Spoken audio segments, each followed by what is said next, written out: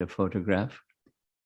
During the time of Bhaktivinod Thakur, technology of printing presses, offset printing, and photographs was just beginning. So it was a very dynamic time in the world as far as people becoming more and more and more involved in materialism and the benefits that industrialization and technology and so forth could bring into their lives, more comforts and ease and turbulence. It was a turbulent time, for sure. The list of Bhaktivinod Thakur's accomplishments are many. We'll try to touch on some of them. One of them, of course, is literary. You see on his left lap some books. In addition to publishing other writings of others, translated into Bengali and some into English, he wrote 100 books. Those of you that write an annual Vyasa Puja offering to someone, you know how long it takes you to write a Vyasa Puja offering. And then imagine writing a book, and then imagine writing 100 books.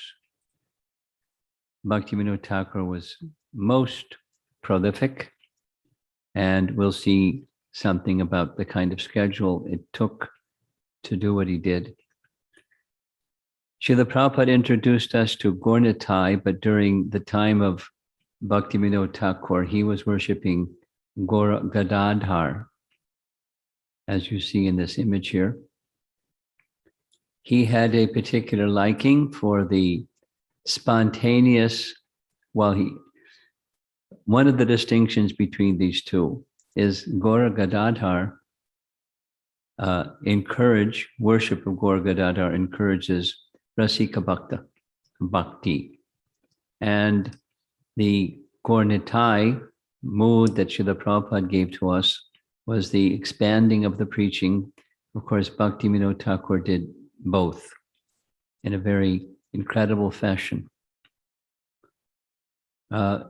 Another major accomplishment was he left behind a pure devotee, his son, Bhaktisiddhanta Saraswati Thakur, and as well, along with the 100 books, he had 10 children.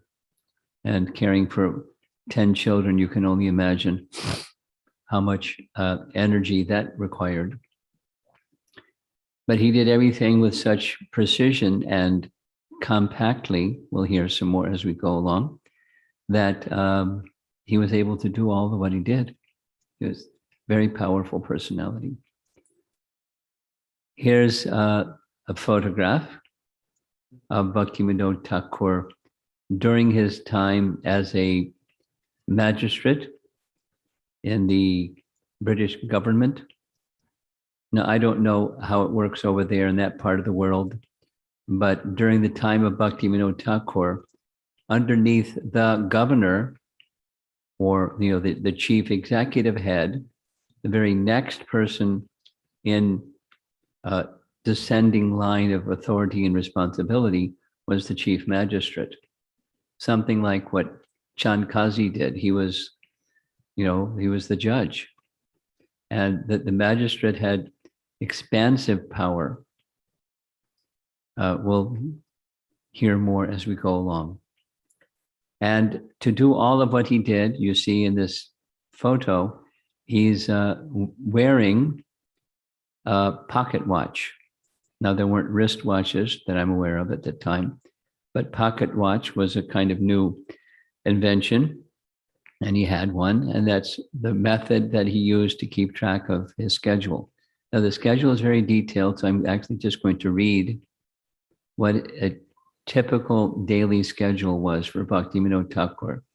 And you could fit maybe 3 people or 4 people's activities into one of his days. Between 7:30 and 8 p.m., he would go to bed. Then he would rise just before 10 p.m. That's 2 or at most 2.5 hours at night. Light his oil lamp and write books until 4 a.m. So 10 p.m. to 4 a.m. every day, 6 hours. Then he would again rest for a maximum of half an hour. Then at 4:30, he would wash his hands and face, sit down, and chant on his beads. He never showed his beads to anyone, but would chant on them constantly as time permitted. At 7 a.m., so that's 4:30 to 7 a.m., that was japa time. He answered all correspondence in half an hour. And at 7:30, he read various religious and philosophical works. And at 8:30 a.m., he received visitors, if any.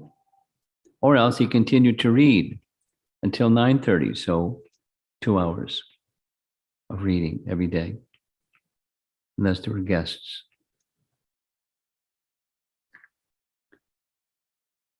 At that time, he would walk back and forth on the veranda of his house, contemplating different religious questions and solving them in his mind. Sometimes he would solve them aloud, as if preaching to some unseen guest. He would rest briefly from 9:30 to 9:45. Good luck. If you had 2 to 2.5 hours of sleep at night, you took a nap, you're going to sleep for 15 minutes. Then take bath and breakfast, which usually consisted of a half quart of milk, 2 chapatis, and some fruit. At 9:55 a.m., the Thakur would don his uniform, there's his uniform, and leave for the court in his carriage. As a magistrate, he wore a coat and pants. On his neck, he wore 6 strands of large Tulsi beads. He was resolute in his court decisions and would decide a case immediately, not tolerating any humbug. He did his business and left. He shaved his head monthly and never cared what anyone thought of it. The lawyers and Englishmen were astounded by the Thakur's capacity for work. At 10 a.m., so the court apparently was very close to his residence because he just allowed 5 minutes to get there. He would hear between 30 and 50 cases per day. Think of courts in India, right? 30 to 50 cases per day. Per day. Yet he finished by 1 p.m. What took other magistrates 1/2 hour, he finished in 5 minutes. He took another 2 minutes to write the judgment in detail. Some of his British superiors became envious and tried to discourage him, but he was not affected. Now, these are British superiors, obviously in the government service, and they're envious. He's too powerful. But he never became discouraged. At 1 p.m., he went home, refreshed himself, and then returned to work at 2 p.m. to 5 p.m. Every evening after his court duties, Bhaktivinod would translate some Sanskrit religious work into Bengali by dictating it to his secretary. That was before he took rest at 7:30 or 8 at night.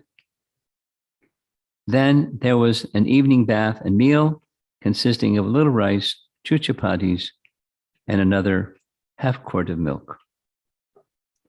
Now, all of this was carefully monitored by his pocket watch. Now, how he took rest for 15 minutes, he must have had an alarm clock. unless his body was just like wired to wake up after a 15 minutes nap. Now to follow this schedule is pretty intense, needless to say. Most of us, no question of keeping a schedule like that. There was a situation where he writes that he had an illness due to overexertion from his intense writing. And it was a pretty serious illness.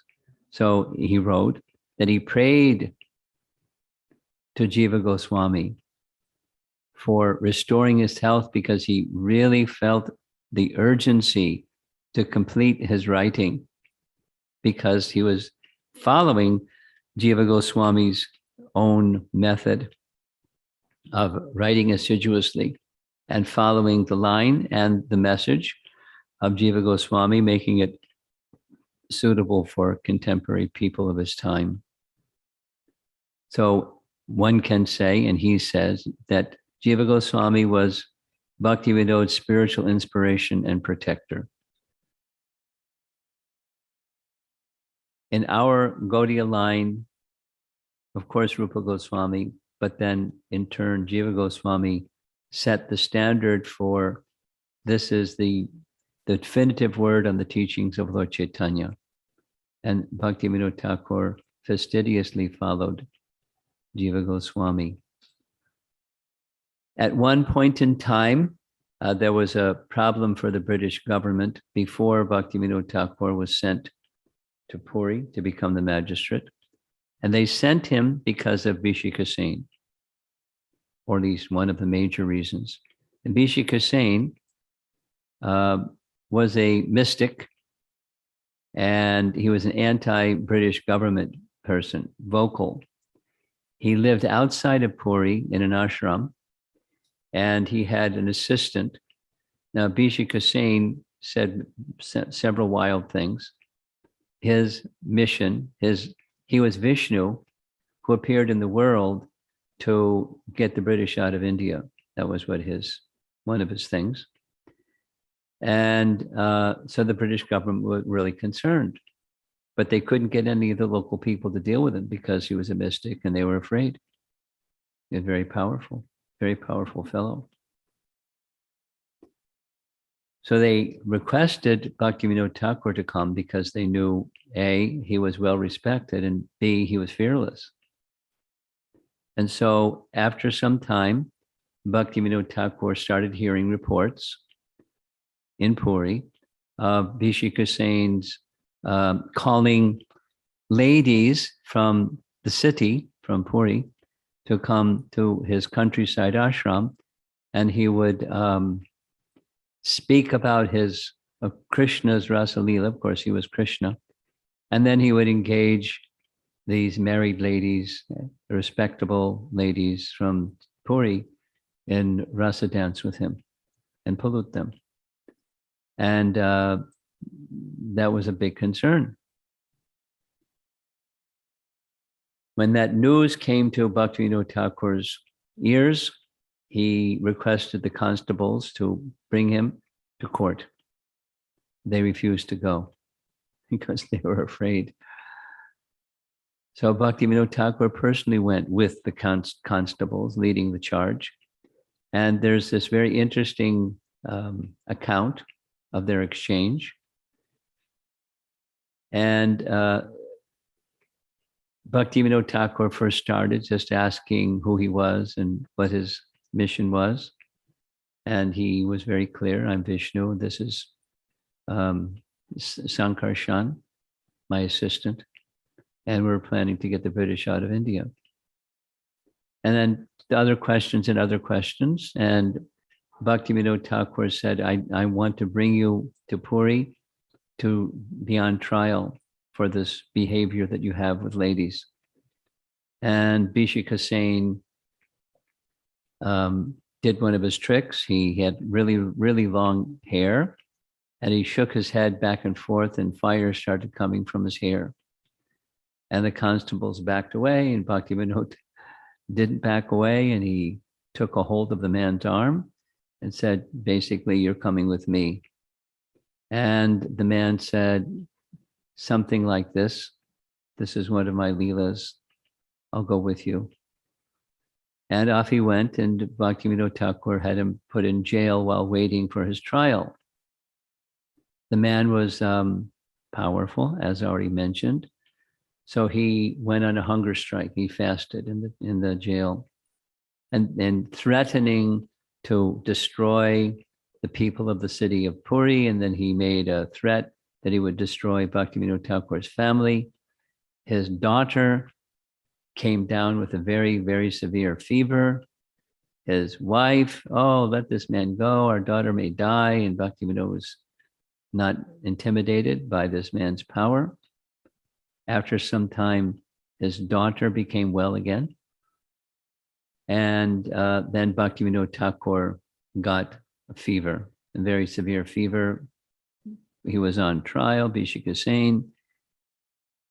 Bhaktivinod Thakur, it said, his hand was shaking because of his fever condition. As he was writing the decision was he was to be in jail for a certain period of time. As they were taking him out of the courtroom, very intelligently, Bhaktivinod had his long matted hair cut with a pair of scissors, and the man fell on the ground unconscious. Because it said somehow yogis store their power in their hair, and when his hair was gone, so was his power. And after some days, Bhishika Sain died in jail.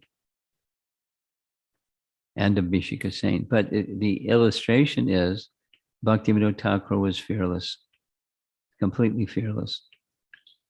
There's many other examples. Here's another example. Because he was chief magistrate, he was also then put in charge of the worship of the temple, because it's a major, major temple. The government has some supervision overseeing the worship. And one of the things that Bhaktivinod Thakur did was he went through the accounts and saw that there was 80,000 rupees misappropriated. And he found out that that misappropriation was the king. So he confronted the king. This is 1874. Remember the date of his birth. In 1874, so he's still a young man, and he's the king. So he showed the evidence to the king and then gave a penalty. The penalty was from his own resources, the king's resources, until that 80,000 rupees was met, he, the king, had to pay from his resources the 52 offerings every day. I mean, that was another accomplishment of Bhaktivinod. The decrease of the offerings daily had occurred, and it's one of the first things he did. Had restored, because it's tradition and it's scriptural. As soon as one offering is removed, another offering is placed, and so on throughout the day, 52 times. So for equal to the missing rupees, he had to pay. That was the decision against the king. So the king wanted to retaliate. So he got together 50 pundits. It was supposed to be a secret, but Bhaktivinod found out about it naturally. 50 pundits performing a 30-day yajna for the purpose of, on the 30th day, Bhaktivinod Thakur would die. One of those kind of yajnas. Well, unfortunate for the king, on the last day, in the evening of the last day, his son died. The king's son died. So the king had a little rude awakening that he's dealing with a very powerful Vaishnava that's protected by Lord Jagannath. And so he went and confessed his intention to Bhaktivinod, although Bhaktivinod knew it. And he didn't counteract or try to stop the yajna or punish the king for that. Bhaktivinod was an amazing personality. Another description took place while Bhaktivinod was in Puri, very near to his home. In the backside, there's a very large area called Jagannath Vallabh Gardens. It's the same area where Ramananda Roy would give classes or teachings from the Bhagavad. So Bhaktivinod Thakur organized and formalized an organization called Bhagavata Samsat. And very notable personalities, sadhus and wealthy people and visiting dignitaries would all come in large gathering in Jagannath Vallabh Gardens and hear from Bhaktivinod Thakur. But as it happened, there was a personality, a Babaji, respected Babaji, who began speaking badly about Bhaktivinod Thakur, telling people not to attend and saying he's not a Vaishnava, so you should not attend. And after speaking like that, sometime later, Raghunath Das Babaji became very, very ill, intense fever, to the point where he thought he was going to die. And in the night, he had a dream in which Jagannath appeared in his dream and instructed him, "You've offended my devotee. You should go and fall at his feet and beg forgiveness so you can be released from this reaction to this offense that you made against him." So although he was very weak and feverish and not well at all, he somehow managed to make it to Bhaktivinod Thakur's home. As Jagannath said, fell at his feet and confessed everything, what he had said and why he said it. And one of his main reasons he's not a Vaishnava is because he was speaking without wearing tilak and neck beads. So Bhaktivinod Thakur's response was, what is the difficulty here? Because neck beads and tilak are given by Guru at the time of Diksha. And Lord Chaitanya Mahaprabhu has not yet sent Guru to me yet. And so I'm not yet wearing tilak and kuntimala. Is there some fault in that? So then Raghunath Das Babaji understood. He asked for forgiveness. Bhaktivinod Thakur in turn arranged for some medicine and cured his illness, and spoke that they became very wonderful friends afterwards. Bhaktivinod Thakur writes he was a Siddha Purush, a perfected soul. And they had mutual appreciation for one another, high regard for one another. Bhaktivinod in Jagannath Puri was also came to associate with a sadhu who lived very, very simply in a little cottage. His name was Swarup Das Babaji. And Bhaktivinod Thakur writes about him. Swarup Das Babaji, the cottage means it was really a tiny place, and he would stay within his cottage all day long and do his bhajan. And in the evening, when the temperature went down, he would come out. And when he would come out, people knew around the time that he would come out, and they brought offerings to him, some Jagannath Prasad. And Bhaktivinod Thakur writes that he would very graciously accept some, but not so much. He would engage in conversation with people. And then afterwards, he went back to his cottage and had kirtan just by himself, loud kirtan, uproarious kirtan. And then in the middle of the night, when it was pitch dark, he was blind in both eyes. When he went somehow, unknown to everybody else, how he made his way to the sea, and he bathed fully in the sea at night. He just didn't want anybody to serve him. So he wanted to go incognito or unknown by anybody. Bhaktivinod Thakur writes that he personally would go see him on a regular basis. And although not like a great scholar or anything, Swarup Das Babaji was always very kind to him and spoke very pleasantly, and gave him this regular instruction: Krishna Nama Bulibe Na. Never forget the name of Krishna. Obviously, he was a Vaishnava, fond of chanting the holy name. Sometimes we see Bhaktivinod Thakur with a full beard. And the full beard is because he would observe the 4 months of the rainy season, or Chaturmasya, in a very strict way, which his son Bhaktisiddhanta often did as well. But when it wasn't the Chaturmasya season, he dressed in very fine garments. Now, not because he was attached to material opulence, but it was appropriate for his position. He had to address many VIPs in the course of being the chief magistrate. So how he fit that into his schedule, who knows? But somehow there was this morning time he would meet with people from 8:30 till 9:30 in the morning.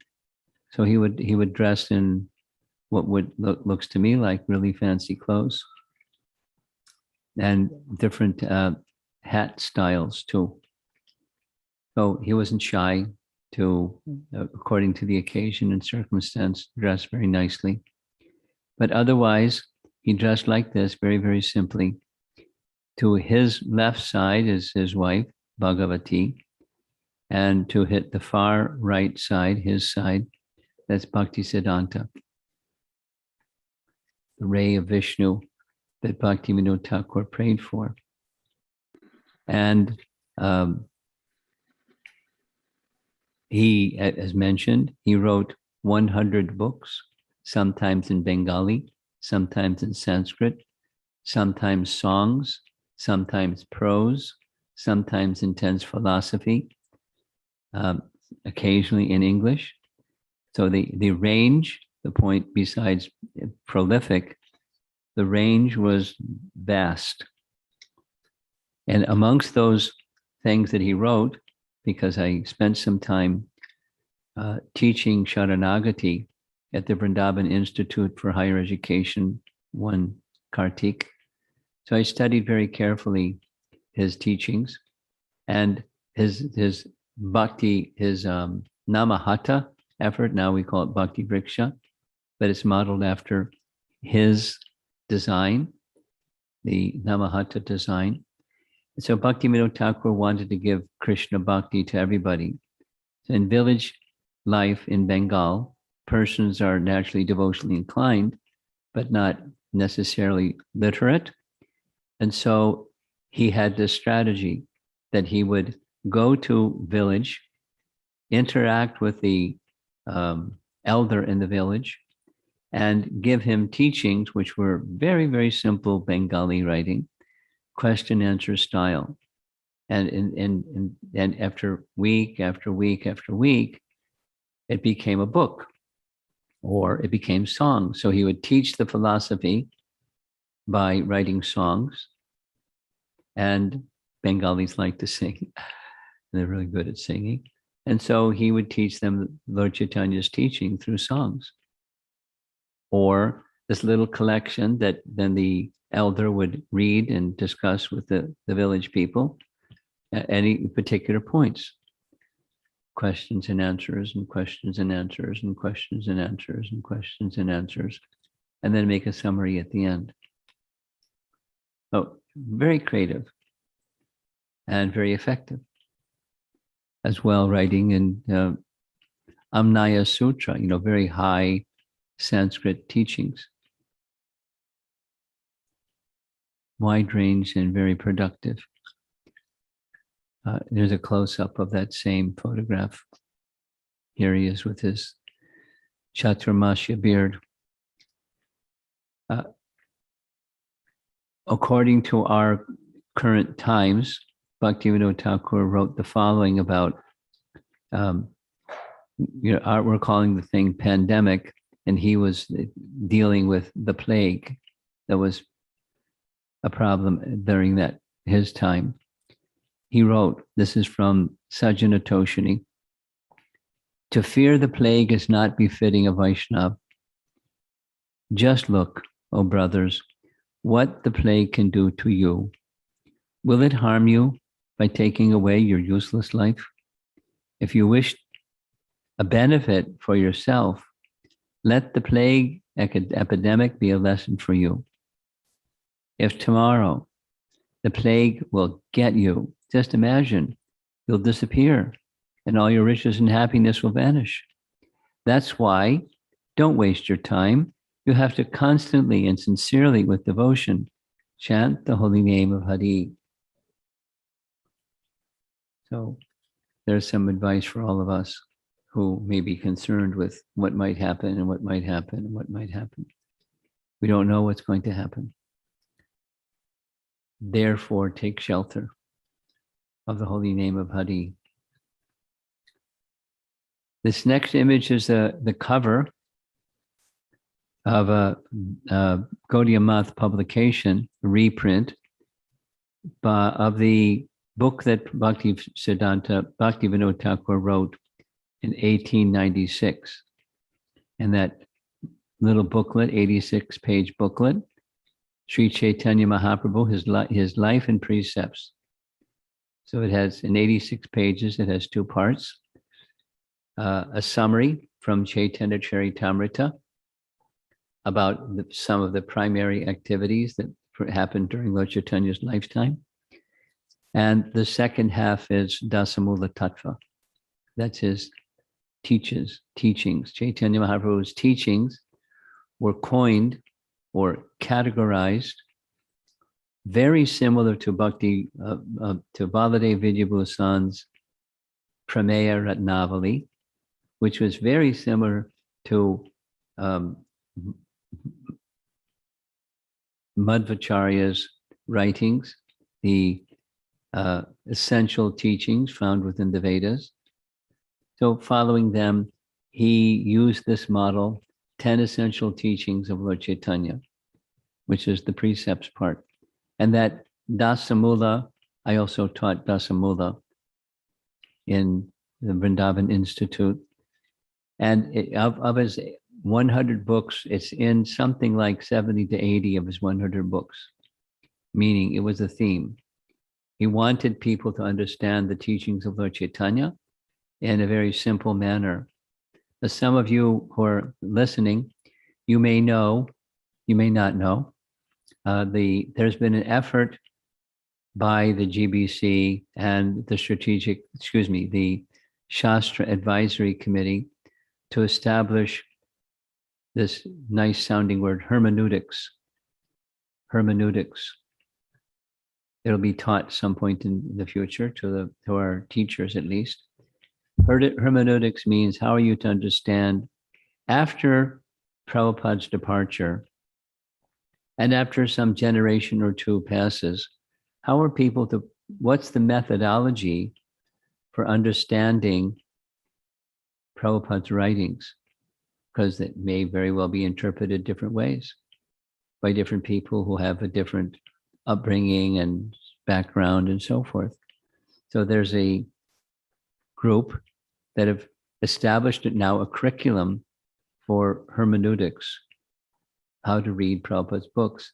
And one of the elements is Dasamula Tattva, but a concise statement of Lord Chaitanya's teachings, which are the teachings of our founder Acharya. There's another model without going into the detail, something that's from Prabhupada's writings, but it's a cornerstone of Bhaktivinod Thakur's contributions. And naturally, because we're in the same line as Bhaktivinod Thakur, hearing of these teachings is important. Becoming quite familiar with them is very important. Now, during Bhaktivinod Thakur's life, he wrote an autobiography. The autobiography was a text, like a letter, written to one of his sons, Lalit Prasad, and it's actually available. The entire text is available in English. This is the title, Swalikita Jivani. It's his autobiography. And one of the things he describes in his autobiography, like you see in this photograph here, Bhaktivinod Thakur was with one of his sons and some friend, and they were on the rooftop in Navadvip looking out across the Ganges. And they saw in the evening, after the sun had set, a very bright light, tall in the sky. Not like a star in the sky, but along the horizon. And they saw it again the next evening. So Bhaktivinod Thakur marked where he was and where they saw the light and traced it out without all, there's a long story that time doesn't permit. But he understood that is marking the birthplace of Chaitanya Mahaprabhu. So he went without all the steps. He consulted maps. Finally, he brought Jagannath Das Babaji. And here's a nice painting of Jagannath Das Babaji. He was also photographed, as you see here, very old, leaning over, hunched back. So old, 140 years old, it is said he lived, that he had to be carried in a basket. So his assistant carried him across the Ganges to the place where Bhaktivinod Thakur saw this light and confirmed. You've heard the story many times. Although he was infirm, he jumped out of the basket and started dancing. This is it. This is the birthplace of Chaitanya Mahaprabhu, confirmed by Jagannath Das Babaji and all the other circumstances. This is a photograph of the temple that Bhaktisiddhanta built at the very place where Bhaktivinod Thakur established this is the birthplace of Mahaprabhu. And you can't see it so well. There's an orange colored building towards the right. And Bhaktivinod Thakur very bravely, and I'm emphasizing very bravely, he went to Navadvip, where others were saying on the other side of the Ganges, this is the birthplace. He went door to door asking any gentleman can please give 1 rupee towards the building of this temple. Now, I say risking his life because the livelihood of the people there in Navadvip was dependent upon everyone thinking that's the birthplace. I mean, tourism and marketing and everything else. So, in Bengal, you don't mess around with people's livelihood. You can lose your life. And he did it anyways because he was very fearless. And he wanted people to correctly understand this is the birthplace. And you know this history. He instructed Bhaktisiddhanta to establish a more formal and full temple. So this white structure, that's the temple, designed by Bhaktisiddhanta. And as they were digging to create the foundation, they found in the earth underneath the original deity, the Hokshaja Vishnu deity that Chaitanya Mahaprabhu's father regularly worshipped. The reason for that was Bhaktivinod Thakur had found within the Ananta Samhita that after Chaitanya Mahaprabhu's departure, the Ganges course would shift. And the actual birthplace was now underwater. So the mud of the Ganges covered everything. But then again, after some time, it shifted back to where it was previously. So that's the Hokshaja Vishnu deity was in the mud. It was previously under the Ganges River, but before that was the home of Jagannath Mishra. Pretty amazing. And if you ask the pujaris, they'll bring that deity forward and you can see close up the Hokshaja Vishnu deity of Jagannath Mishra that was found when Bhaktisiddhanta was digging the foundation for this temple. On the other side of the Jalangi River, we're almost done, by the way. This is the Bhaktivinod Thakur's Bhajan Kutir. After he left his service in Puri, he begged them and begged them and begged them, and they said, no, no, we need you here, we need you here. He finally said, I quit. They said, okay, we'll transfer you to Krishna Nagar. And Krishna Nagar is not where Bhaktivinod Thakur's home is, or his bhajan kutir, but he wanted to be here because he said in his writings, this is the very place where Lord Nityananda established the Namahata under the guidance of of Chaitanya Mahaprabhu. It's very near his bhajan kutir. You can see the place. And the British government so much valued Bhaktivinod Thakur's service that they built a train track to go from Krishnanagar to his home. Amazing. It's one of those called a narrow gauge railroad. Instead of the normal, it was kind of in a narrow, it's a smaller train and a smaller narrower width of track, but specifically for Bhaktivinod to take him to the courthouse for his service. But here he wrote prolifically, and you see in the back on the upper right there, that's his a murti of Bhaktivinod Thakur, and where he came to give his teachings on the Bhagavatam, etc. Gorkishore Das Babaji, a total renunciate, is coming to hear from a Vaishnav who has 10 children. But he wasn't looking at Bhaktivinod Thakur, here's a man with 10 children. Here's a perfected soul. And as Gorkishore was a perfected soul, one perfected soul hearing from another perfected soul was very natural. I remember one, so I'll just list achievements of Bhaktivinod Thakur. He had as a son, the next in line in disciplic succession, a pure devotee son. Quite an accomplishment. 2, he wrote 100 books. 3, he established Namahata, or the village preaching in Bengal, very, very, very widely, very effectively. 4, he discovered the birthplace of Chaitanya Mahaprabhu. 5, he was so effective and respected by the British government. An unheard of thing happened. He was appointed as a magistrate in such an important place as Jagannath Puri. And he, at 6, he revived the credibility and respectability of Chaitanya Mahaprabhu's movement at a time when it had become disrespected. It had become disrespected because of the upper Sampradaya folks, people who had deviated from Lord Chaitanya's teachings. And so the worldly people were looking at the followers of Lord Chaitanya as, upper Sampradaya people. They were deviated people. They were wild and disrespected. So Bhaktivinod Thakur turned that around.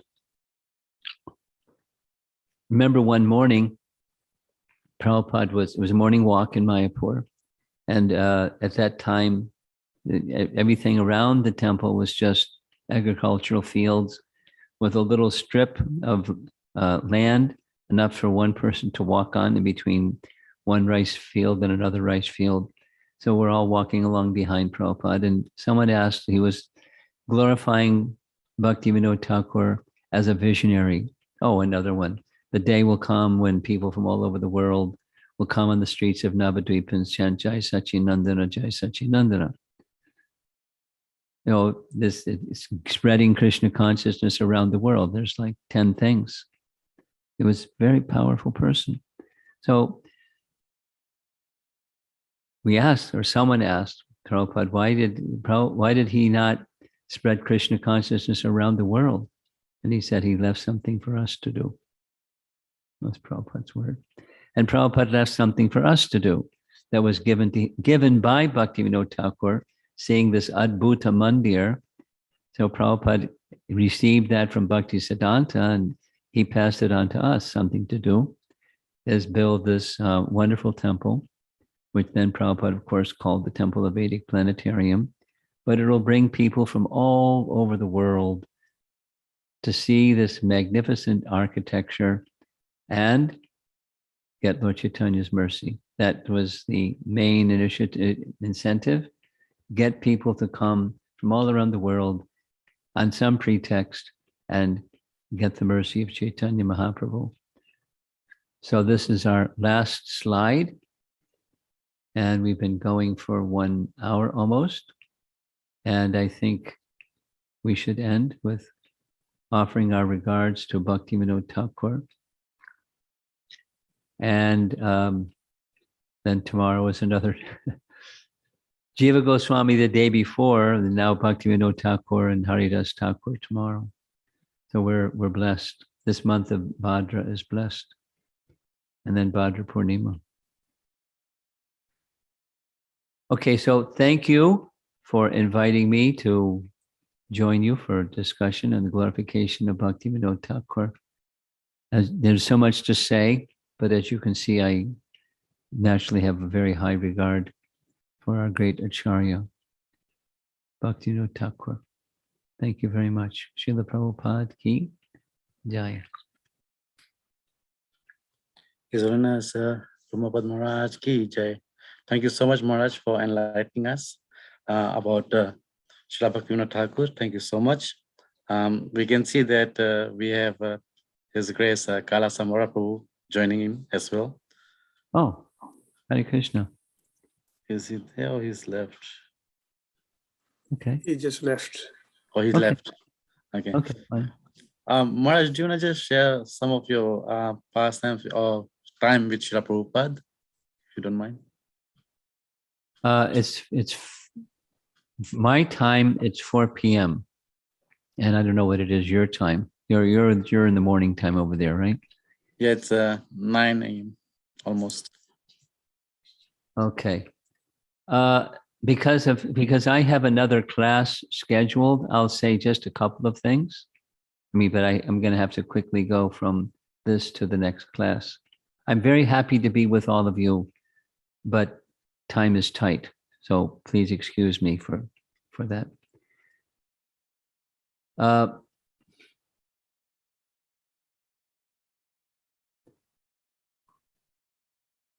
My main association with Prabhupada was when he would come to New York, and that was, of course, several times. Then in morning walks with Prabhupada, that was good fortune. And in classes, of course, and then in Mayapur and Vrindavan. And just because I love Vrindavan, I'll say something that happened in Vrindavan. During the installation of Krishna Balaram, you all know, Prabhupada really wanted that temple completed. And so he was insisting on swiftness and quality both. And I remember when the installation was to happen, it was such a festive occasion. Prabhupada asked the Goswami in charge of the Radharaman temple, Vishvambar Goswami, because he was most respected amongst the Goswamis and particularly known for deity worship, to oversee the installation of Krishna Balaram, knowing that if the Goswamis themselves did it, they wouldn't criticize it. And if they didn't, they would criticize it. Very smart. And Vishvambar Goswami, having a lot of affection for Prabhupada, agreed. And in the sunken area in the central courtyard of the Krishna Balaram temple, that's where the installation area was set up. Very, very precise which direction was north and which color flag went to the north. And the south and east and west, and color flags and certain height from the ground, and all kinds of details and details and details. And it was one of those installation ceremonies that took 3 days. Now, I remember several things. I'll mention 3 of them and we'll end here. The governor of UP was invited and agreed to come. And when before the governor came, police came.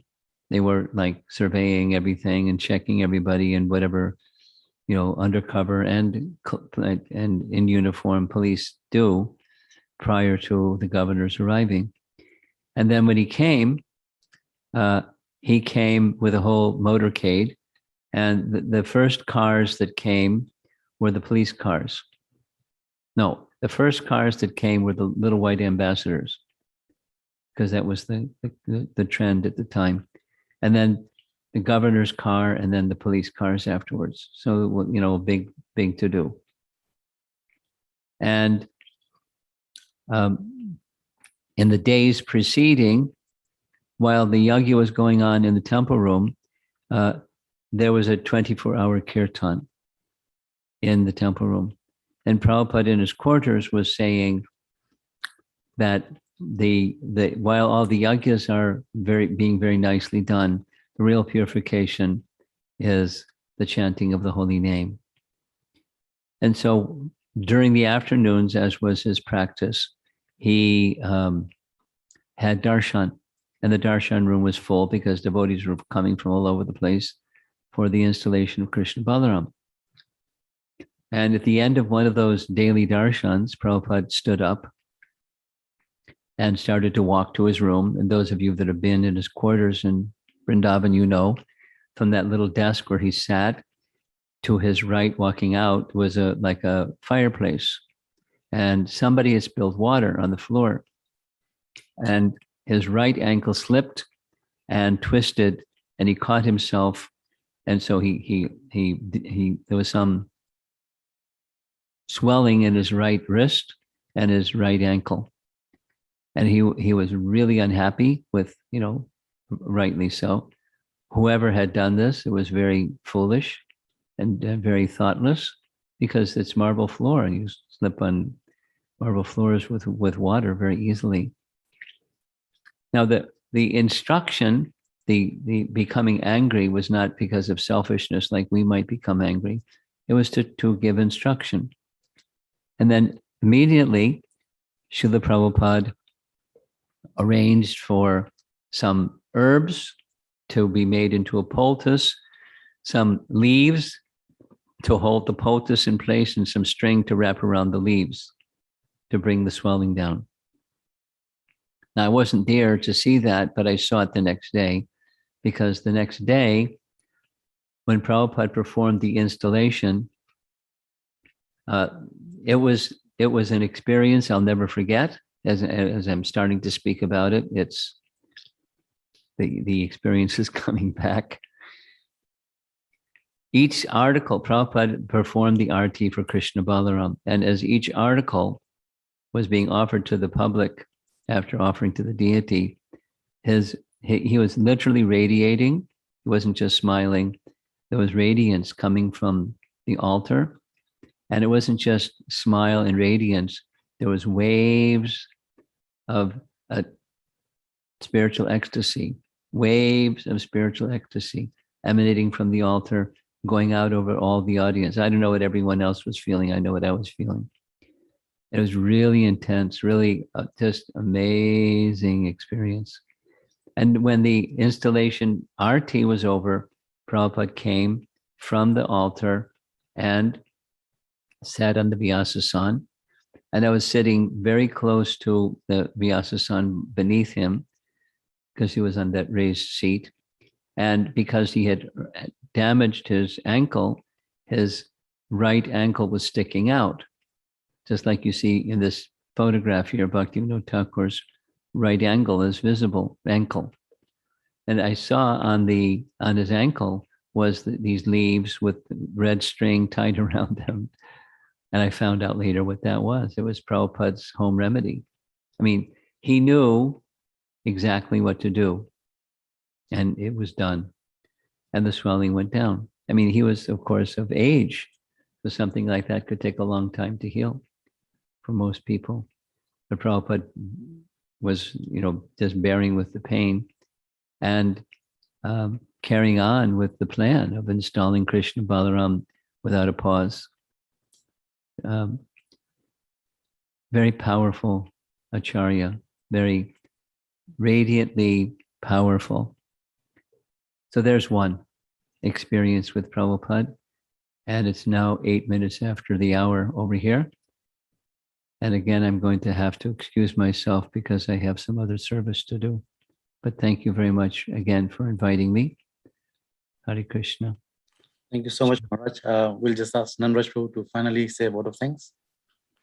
Hare Krishna. Pranam, Maharaj. We'd like to thank you on behalf of all the devotees in Auckland for a wonderful class. You really took us in a deep life of Bhaktivinod Thakur. Such a amazing experience the way you described, like we were personally there. So I'd like to thank you for giving you a wonderful time and giving your association. We hope to see you again in this forum. Thank you, Maharaj. Thank you, Pranam. Srila Prabhupada ki jai, Maharaj ki jai. Leave. Thank you so much, Maharaj. Hare Krishna. Hare Krishna.